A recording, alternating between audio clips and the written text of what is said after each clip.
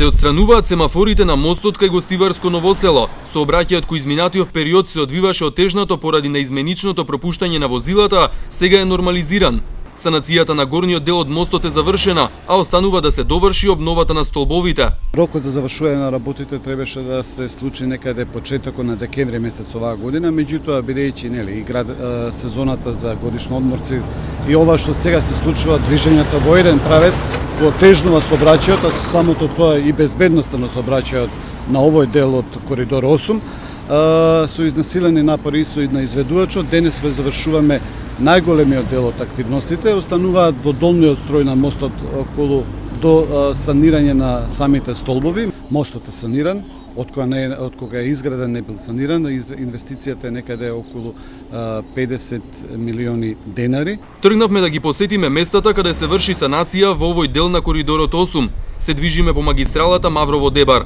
Пределот по течението на Радика е карактеристичен по одроните, поради кои жителите од Реканскиот крај бараат поголеми мерки на заштита. Кај Бошков мост забележлив е новиот асфалт. Таму привршува обновата на регионалниот пат Бошков мост-Гарски мост. Жителите на селата Гари, Лазарополе, Тресонче и други конечно се поврзани со магистралата со нов коловоз. Сега последно време овој месец го направија и е многу убав, ептен. Што значи тоа за овдешните жители? Што значи? Тие што доаѓаат, ако не е добар патот, не се одлучуваат да доаѓаат, тоти се крши кола, полека се вози, се трускаш и такви работи. Не е безпредно, сега е супер. За горе уште да го направат за Лазарополе. Има он патче едно 2-3 метра, така, две коли ќе може се тешко се разминат, ама добар е тоа, ама треба да се и тој направи. Но само што го поминавме Бошков мост не дочека раскопан асфалт. Очигледно дека санацијата на некои делови е веќе започната, но возачите од Дебарскиот крај со кои поразговаравме велат дека сликата е ваква, од тука па се до Мелнички мост. Возачите посочуваат и на потребата од санација на Мелнички мост, кој е изграден пред околу 40 години и никогаш не бил обновен.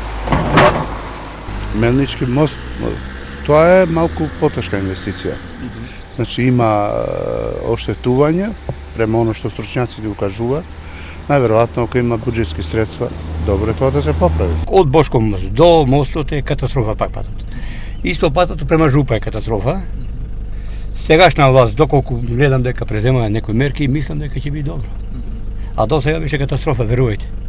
Исто патот од Дебар према Струга и тоа исто катастрофа е. Значи колите се оштетени, греот, народот плаќа све оние давачки према државата, али и стварно се незадоволни во право се.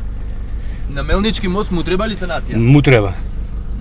Ќе видите сами, вие ќе помините, има таму дупки, има таму некои работи што треба вистински да се санираат. Зимскиот период тука вода се собира по 20 сантини. Сега чива е кривица, треба да се испита тоа. А треба да се направи, верувајте. Таму е завршен изработен проект за санација на мостот. Завршен е тендерот, веќе е готов, извршен е избор, сега чекаме оној период согласно закон за јавни набавки, период за жалби.